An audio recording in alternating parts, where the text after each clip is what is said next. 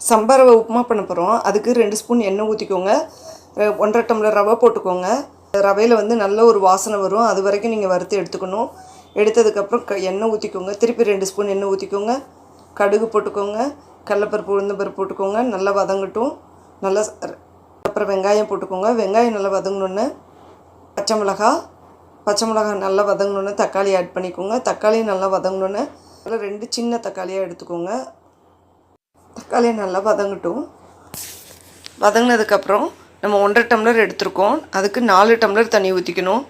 எப்போயுமே இது நார்மல் ரவைக்கு 1:2. இதுக்கு வந்து 1 டம்ளர் அதிகமாகவே ஊற்றிக்கணும். ஏன்னா இது கொஞ்சம் வேகிறதுக்கு லேட் ஆகும். இப்போ வறுக்கிறது வந்து நெய், பட்டரு, எண்ணெய் என்ன வேணாலும் நமக்கு என்ன டேஸ்ட் பிடிக்குமோ அதை போட்டு வறுத்துக்கலாம். அந்த தண்ணி கரெக்டாக இருக்கும். இந்த தண்ணி ட்ரை ஆகிற வரைக்கும் இந்தளவுக்கு வந்தோன்னே ஒரு தட்டு போட்டு மூடிட்டு ஒரு 5 மினிட்ஸ் விடுங்க. போடுன்னு வந்து உப்புமா வந்து உதிரியாக